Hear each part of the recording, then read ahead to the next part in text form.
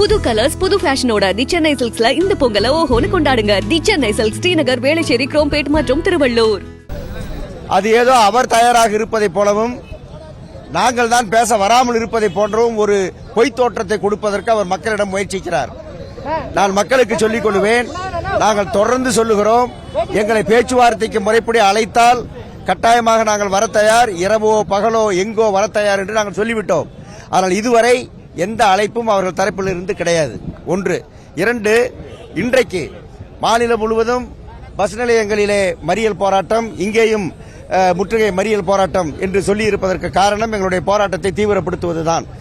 அதற்கு காரணம் இந்த போராட்டத்தை உடைக்க அவர்கள் எடுத்துக்கொண்டிருக்கிற எல்லா அநீதியான சட்டவிரோதமான நடவடிக்கைகள், முழுக்க வெளியாட்களை வைத்துக் கொண்டு, சொல்லப்போனால் சரியாக ஓட்டத் தெரியாதவர்களை கூட உபயோகப்படுத்திக் கொண்டு வண்டியை எடுத்து காட்டினால் போதும் என்று சொல்லிக்கொண்டு அவர்கள் இந்த காரியத்தை செய்கிறார்கள்.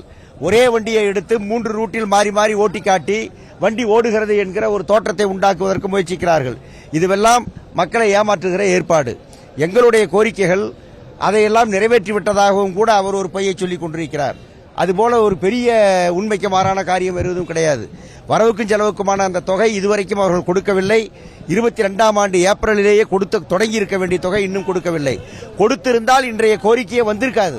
எல்லோருக்கும் ஓய்வு பெற்றவர்களுக்கு உடனே பென்ஷனை கொடுத்திருக்கலாம், டிஏ உயர்கிற போது உடனே சர்வீஸில் இருப்பவர்களுக்கு கொடுத்திருக்கலாம், 18 மாதம் எங்களுக்கு பாக்கி இருந்திருக்காது, ஓய்வூதியர்களுக்கு கொடுத்திருக்கலாம், எல்லாமே சரியாயிருக்கும், முடிந்திருக்கும், டெர்மினல் பெனிஃபிட்டும் கொடுத்திருக்க முடியும்.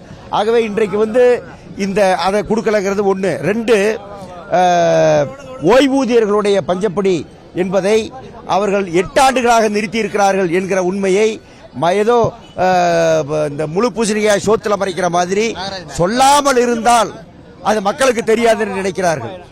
எதையோ பேசுகிறார். ஆனால் இந்த 8 ஆண்டுகளாக கொடுக்காததுக்கான நியாயம் என்ன என்று நீங்கள் சொல்லுங்கள். நிதிச்சுமை என்பது காரணமாக இருக்கவே முடியாது. காரணம், இது எங்கள் பாக்கி, நீங்கள் தர வேண்டியது. ஆகவே இதை சொல்லக்கூடாது என்று சொல்லிக் கொண்டிருக்கிறோம். சர்வீஸில் இருக்கக்கூடியவர்கள் 2003க்கு பிறகு வேலைக்கு சேர்ந்தவர்கள், அவருடைய பழைய ஓய்வூதிய திட்டம் அமலாக்காமல் இருக்கிறது. காலி பணியிடம் பூர்த்தி பண்ணவில்லை. அதுக்கான நடவடிக்கை என்பது நடவடிக்கை என்று மாதக்கணக்காக காலம் கடத்தி கொண்டே இருக்கிறார்கள். இப்போது அதை முடித்து விட்டதை போல அவர் பேசிக் கொண்டிருக்கிறார். பிறகு ஏன் இங்கே ஆள் பற்றாக்குறை, பிறகு ஏன் நேற்று வரை 6000 பேருந்துகளுக்கு மேல் நின்று கொண்டிருந்தது? அதுதான் அந்த கேள்விக்கெல்லாம் அவரிடம் பதில் இல்லை. ஆனால் நிறைவேற்றி விட்டதாக சொல்லுகிறார். கருணை அடிப்படையில் வேலை கொடுக்க வேண்டியவர்களுக்கும் 2 டெப்போக்களில் கழகங்களில் மட்டும் சில பேருக்கு ஆர்டர் கொடுத்துவிட்டு மீதி பேர் அப்படியே தான் இருக்கிறார்கள். 13 ஆண்டுகளாக 14 ஆண்டுகளாக காத்திருப்பவர்களும் இப்போதும் அப்படியே தான் இருக்கிறார். அந்த கோரிக்கையிலும் எந்த முன்னேற்றமும் இல்லை. ஆகவே இந்த எல்லா கோரிக்கைகளிலும் எந்த முன்னேற்றமும் இல்லை. அவையெல்லாம் வேகப்படுத்த வேண்டிய நிலையில் தான் இருக்கின்றன என்பதும் தான் எங்கள் கோரிக்கையினுடைய தாற்பயம். கடைசியாக 15வது ஊதிய ஒப்பந்தம் ஏற்கனவே 4 மாதம் கடந்து விட்டது. இந்த 4 மாதம் கடந்ததனுடைய இதை இதற்கு யார் பொறுப்பு? நீங்கள் தான் பொறுப்பு. காரணம், கடந்த ஒப்பந்தம் 3 ஆண்டுகள் பேசப்படாமலே இருந்து நீடித்து கடைசியிலே பேசி இனிமேல் ஒப்பந்தத்தை 4 ஆண்டு ஆக்கிக் கொள்வோம் என்று சொல்லி ஓராண்டு அரியர்ஸை விட்டு விடுங்கள் என்று சொல்லி இப்படி சாராம்சத்தில் அதை 5 வருடம் ஆக்கிவிட்டீர்கள். அதே போல செய்யக்கூடிய ஒரு ஆபாயம் இருக்கிற காரணத்தினால்தான் உடனே பேச தொடங்குங்கள் என்று நாங்கள் சொல்லுகிறோம். அந்த பேச்சுவார்த்தையை உடனே தொடங்க வேண்டும். இதில் எதையும் அவர் ஏற்றுக்கொள்ளவில்லை, அமுல்படுத்தவில்லை.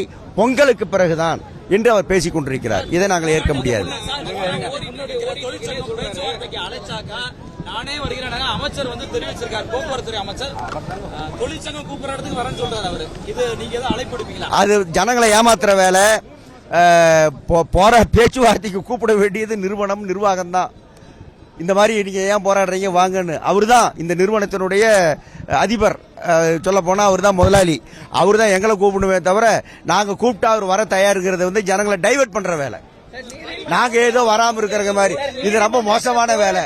இப்ப நான் இப்ப சொல்றேன் பகிரங்கமா, இங்க எங்களை கூப்பிடுங்க, நாங்க வாரேன்னு சொல்றேன், கூப்பிடுங்க.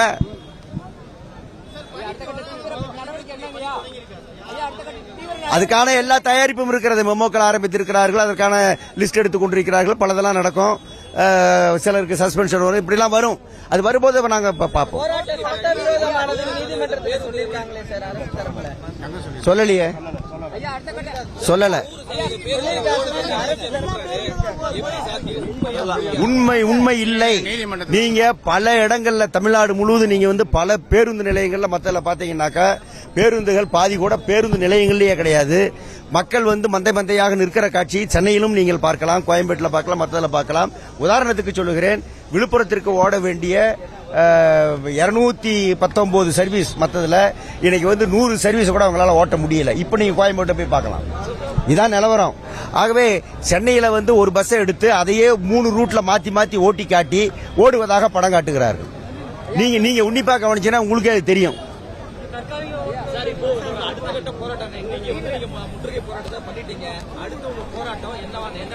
நான் முடிவெடுப்போம் சார். அதெல்லாம் அப்படிலாம் சொல்ல முடியாது. அது சம்பந்தம் கூடி பேசி முடிவெடுப்போம்.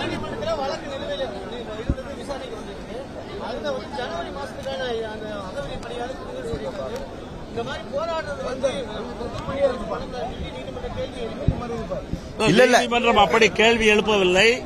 நீதிமன்றம் அரசாங்கத்தை பார்த்துதான் கேள்வி கேட்கின்றது. இந்த மாதிரி பிரச்சனை இருக்கிறது, மாற்று ஏற்பாடு என்ன, நீங்க என்ன செஞ்சுக்கிட்டு இருக்கிறீங்க, இதெல்லாம் அரசாங்கத்திட்டம் கேட்டுவிட்டு வாங்கன்னு தான் நீதியரசர் சொன்னாரு. இவங்க சட்டவிரோத வேலை நிறுத்தம் என்று சொன்னார்கள். கோர்ட் என்ன சொல்லிச்சுன்னா அதை பற்றி விவாதிப்பதற்கு இந்த கோர்ட் கூடவில்லை, அது கன்சிலேஷன் ஆபீசர் நடக்குது, அங்க போய் பேசுங்க, சட்டவிரோதமா என்னங்கிறத இங்க அதையெல்லாம் பேசக்கூடாது என்று ஜட்ஜி சொல்லிட்டார்.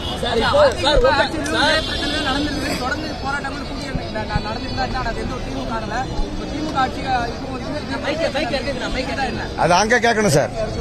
இதை தீர்த்து வைக்க வேண்டியவரிடம் நீங்க கேட்க வேண்டிய கேள்வி சார். தீர்த்து வைக்க வேண்டியவங்க நாங்க இல்ல சார், தீர்த்து வைக்க வேண்டியது கவர்மெண்ட்.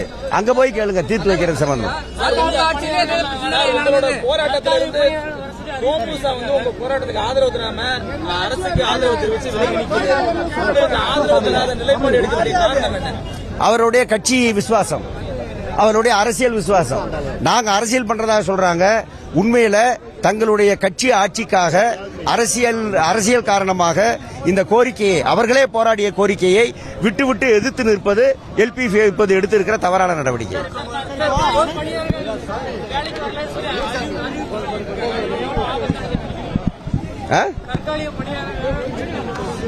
இந்த மிரட்டல் முழுவதும் நடக்கும். அதான் இப்ப நாங்க போறோம், எங்களை கைது பண்ண போறாங்க.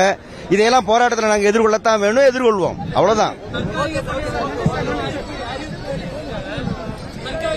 அதெல்லாம் எந்த பணியாளரோ சார் வரமாட்டேன்னு முடிவெடுத்தா வரமாட்டேன் தான், அவன் வரமாட்டார், அது பாத்துக்கலாம். போராட்டத்தை பொறுத்த வரைக்கும் தலைவர்கள் ஆதரவு மட்டும்தான் இருக்கு, இங்க இருக்கக்கூடிய உறுப்பினர்கள் ஆதரவு இல்ல போராட்டத்துக்கு. அதனாலதான் இந்த போராட்டம் வந்து வலுவா இல்லைன்னு சொல்லி அமைச்சர் போக்குவரத்து அமைச்சர் குற்றம் காட்டியிருக்காரு. உண்மை இல்ல. அப்படின்னா வெளியாட்கள் எதுக்கு வேலைக்கு கூப்பிடுறாரு? எங்களை ஏன் பணிக்கு வாங்கன்னு அப்பீல் விடுறாரு? நிறைய பேர் வெளியே இருக்கிறதுனால தான் அப்பீல் விட்டுக்கிட்டு இருக்காரு. செய்திகளை உடனுக்குடனும் துல்லியமாகவும் தெரிந்து கொள்ள சப்ஸ்கிரைப் பண்ணுங்க.